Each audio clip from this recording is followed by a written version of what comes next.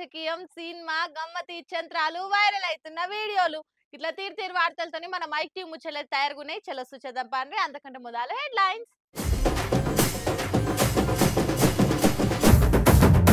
లడ్డుల మీద కామెంట్లు వద్దని గరమైండు పవను.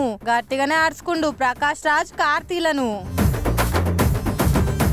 ఒకే రాష్ట్రం ఒకే కార్డు ఆలోచన చేస్తుందట సర్కారు. తప్పినట్టే ఇక ఒక్కో దానికో ఒక్కో కార్డు పీకరు. ముద్దులు పెట్టి ముఖమంతా కొరికింది వీడియో తీస్తుండగా. సావుదాంక తెచ్చింది సాదుకున్న కొండెంగా. తిరుమల ఎంకన్న లడ్డు పంచాది ఇప్పట్లా సల్లారే తట్టే లేదు. రోజుకింత నెయ్యి పాకం లెక్కనే చిక్కబడుతున్నది. ఇక AP deputy CM Pavan sir అయితే లడ్డు పోటులా నెయ్యి వేడి చేసే పొయ్యి లెక్కనే పొగలుగా అక్కుతున్నాడు. ప్రకాష్ రాజ్ సార్కి అయితే పవర్ఫుల్ వార్నింగ్ ఇచ్చిండు. పవన్ సారు ఎంకన్న లడ్డు కల్తీ అయిందని తెలిసినప్పటి సంది చాలా రంది పెట్టుకున్నాడు. తిరుమలేశా మమ్మల్ని మన్నించు సామి అని కూడా 9 వద్దుల దీక్ష పట్టిండు. ఇక ఎన్నైతే విజయవాడ కనకదుర్గమ్మ వారి గుడికి పోయి గుడిని శుద్ధి చేసిండు. ఇక 1 తారీఖు నాడు ఎంకన్న స్వామి గుడికి పోయి ఆడ శుద్ధి చేస్తారట. అటెంక బాల విరమణ చేస్తారట. అయితే ఇలా దుర్గమ్మ గుడి మెట్లు శుద్ధి చేసినాక పవన్ సార్ తోటి సినిమాల మీద మస్తు ఫైర్ అయ్యిండు. నిన్న సినిమా ఫంక్షన్ లో హీరో కార్తీని లడ్డు కావాలనా అని యాంకర్ అడిగితే లడ్డు చాలా సెన్సిటివ్ ముచ్చటది, కాంట్రవర్సీలు వద్దామా అని నవ్వుకుంటా అన్నాడు. ఇంకో లడ్డు కావాలన్నా ఇప్పుడు లడ్డు గురించి మాట్లాడకూడదు, సెన్సిటివ్ టాపిక్, మనకు వద్దు అది. ఇక ఆ మాటల మీద పవన్ సార్ బాగానే గరమైండు.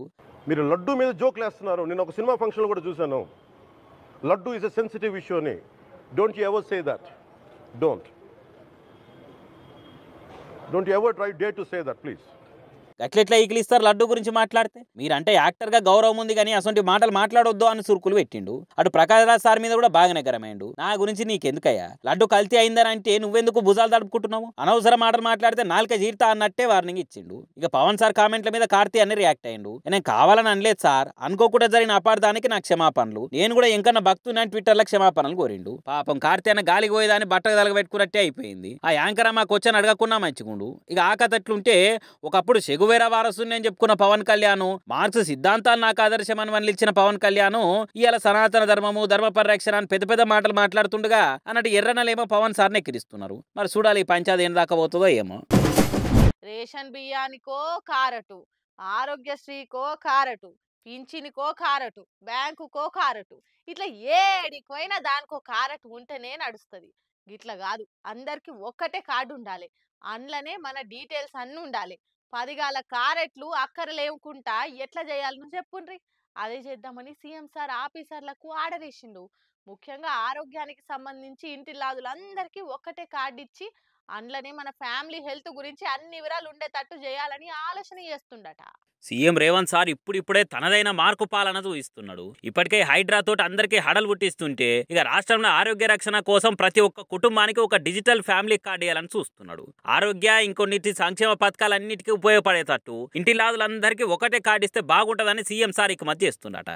ఈ ఫ్యామిలీ డిజిటల్ కార్డులో ప్రతి కుటుంబ సభ్యుని హెల్త్ ప్రొఫైల్ ఉంచడే కాకుండా లాంగ్ టర్మ్ లో వైద్య సేవలకు అక్కడికి వచ్చేటట్టు ఉండాలని సీఎం సార్ ఆర్డర్ చేసిండు. ఇక డిజిటల్ హెల్త్ కార్డులు ఎట్లా చేయాలి ఏం కథ అన్న దాని మీద నిన్న మంత్రులు పౌర సరఫరాల శాఖ ఆఫీసర్లతో మీటింగ్ పెట్టి ఈ నిర్ణయం తీసుకురట.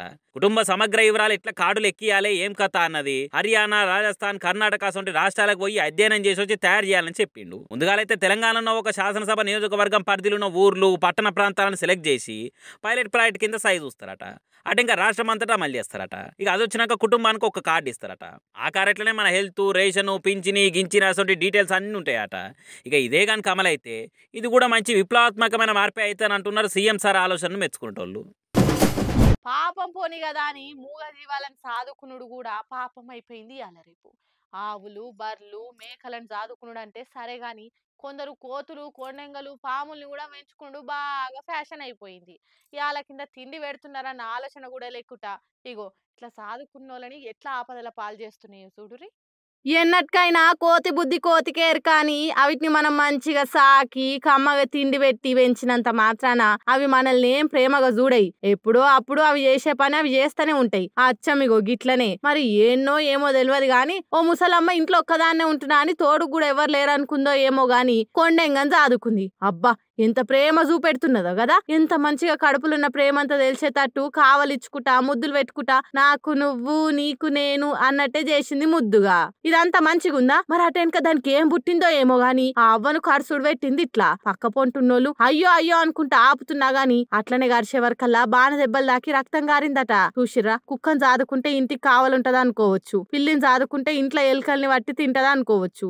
ఇసోంటి కోతుల్ని కొండంగల్ని పెంచుకుంటే ఎన్నటికైనా వీటి కోతి బుద్ధి చూపిస్తాయి కదా అనుకోవట్టిరిగా ఈ వీడియో చూసిన వాళ్ళంతా.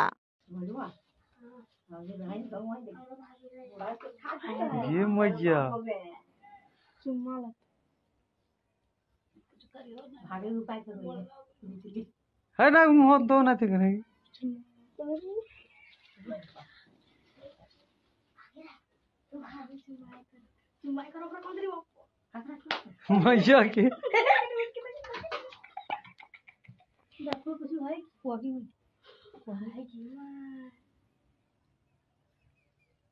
के से मिले ले लो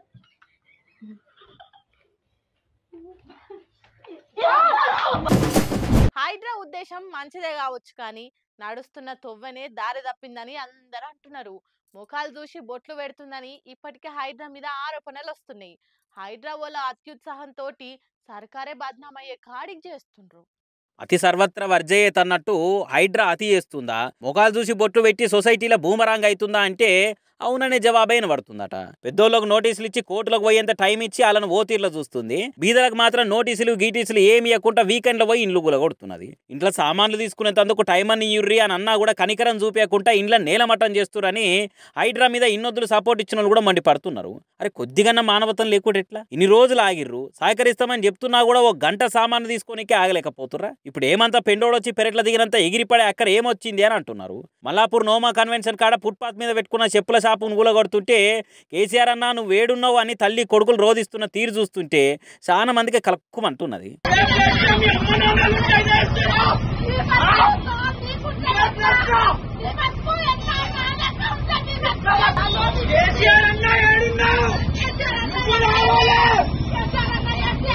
కుమార్ ఆంటీ అసొంటోళ్ళు హైటెక్ సిటీ అసొంటి క్రౌడ్ ఏరియాలో ఫుట్పాత్లు ఆక్రమించుకొని ఫుడ్ స్టాల్ పెట్టుకుంటే ఏం కాదు, ట్రాఫిక్ జామే అట్లకెళ్ళిపోతున్న వాళ్ళు తిప్పలు పడుతున్నా ఏం ఫరక్ పడదు. కానీ ఒక బీద దళితుడు ఫుట్పాత్ మీద చెప్పులు కుట్టుకునే టేల పట్టుకుంటే మాత్రము పెద్ద జరగరాని ఘోరాలేందో జరిగినట్టు బీదల మీద అంత ప్రతాపం ఎందుకు? పిచ్చుక మీద బ్రహ్మాస్త్రం ప్రయోగించిన అవసరమా అని చాలా మంది తిట్టిపోస్తున్నారు. ఫుట్పాత్ మీద బతుకు తెరువు కోసం పెట్టుకున్న వాళ్ళ డబ్బాల మీద పోయినంత స్పీడుగా పెద్దోళ్ళ ఇండ్ల మీదకి ఎందుకు పోతలేరు? ఎందుకు నోటీసులు ఇచ్చి చేతులు దులుపుకుంటారు? లా అన్నప్పుడు అందరికీ చట్టం సమానంగా పనిచేయాలి కదా. పెద్దోళ్ళకి సానిగా పేదోళ్ళ మీద మొరటుగా ఎందుకు పోతుంది హైడ్రా అని మద్దతు ఇచ్చినోళ్ళే మొట్కాలు వేసినట్టు చేస్తున్నారు. మరి దీని మీద సీఎం సార్ కూడా సీరియస్ యాక్షన్ తీసుకోకుంటే అసలు ఆశయానికే తూట్లు పడే తట్టున్నాయని అంటున్నారు హైడ్రా అత్యుత్సాహం చూస్తున్న వాళ్ళు. అబ్బబ్బా, నిన్న ఏమంటే ఆఫీస్ వచ్చి బయటకు వెళ్ళిన్నో కాలు బయట పెట్టుడే లేటు. ఏం వాన దొంగోడు వచ్చినట్టే సడీ సప్పుడు లేకుండా దాన్ని చిడిచేసింది. ఇక మన పట్నంలో కొన్ని జాగాలలోనైతే రోడ్లు మొత్తం చెరువులైనట్టే అయిపోయాయి. ఇది మన తాననే అనుకున్నా, అంతటా గట్లనే ఉన్నది. మళ్ళీ వానకు ఉన్నోడు లేనోడు అని ఎరకనా చెప్పుండ్రి. ఎవరైనా సరే గిట్లా వరదలు వస్తే తిప్పలు పడక తప్పాయి కదా. ఇంకెన్నొద్దులు పడతాయో గాని 2 దినాల సంది రికాం లేకుండా పడతానే ఉన్నాయిగా వానలు చల్లగుండా. అరే అప్పుడప్పుట్లనే దాన్ని చిడిచేస్తుంది, మళ్ళా మామూలుగా కూడా కాదు. రోడ్లు మొత్తం చెరువులు అయ్యేటంత పడుతున్నాయి వానలు. మన తాననే కాదు అన్ని జాగాల పరిస్థితి అట్లనే ఉంది. అసొంటప్పుడు జాగ్రత్తగా ఉండుమని చెప్తానే ఉన్నారు కదా. మళ్ళా వాన ముంగట శినిగిపోయినంగ వేసుకున్నోడు కద్దరంగ వేసుకున్నోడు అందరు ఒక్కటే కదా. ఎవరైనా సరే నీళ్లు నిండితే ఇరికిపోవాల్సిందే, తడుచుకుంటే తిప్పలు పడవలసిందే. కేంద్ర మంత్రి శివరాజ్ సింగ్ సారే జార్ఖండ్ లో ఏదో కార్యానికి పోతుంటే ఆడ బగ్గ వానవడి రోడ్ల మీద నీళ్లు నిలిచిపోయి గిట్లా గుంతలల్లో ఇరికిపోయిందట కారు. ఎంత దానిలాడినా కారు బయటకు రాకపోయే వరకల్లా చేసేదేం లేక ఛత్రి పట్టి ఆయనను కార్లకెళ్లి దింపి వేరే తొవ్వల దోలిర్రు సెక్యూరిటోళ్ళు. అటెనక జర వాన గెరువిచ్చినాక గుంతలకెళ్లి ఆ కారును బయటకు గుంజిర్రు. ఇదంతా సోషల్ మీడియాలో వైరల్ అవుతుండే వరకు ఎవలైతేంది వానదేవునికి అందరు సమానమే, మంత్రొస్తుండు కదా అని కొట్టకుట్ట అయితే ఆగది కదా వాన, జర పైలంగా పోవాలే అనుకుంటా సలహాలు ఇస్తుర్రు. ఎందుకైనా మంచిది జర సూషెల్లుర్రి, ఇంకొన్నొద్దులు అయితే గీ వానలొడిచి చలికాలం షురు అవుతుంది. మళ్ళీ అప్పటిదాకా పైలంగా ఉండుర్రి. ఏమంటున్నాం? సుషిరానులా నేను పట్టుకొచ్చిన ముచ్చట్లు ఎట్లున్నాయో ఇంకిన్ని ముచ్చట్లతోటి మళ్ళా కలుద్దాం. అప్పటిదాకా చూస్తూనే ఉండ్రి మ్యాక్టివ్ ముచ్చట్లు.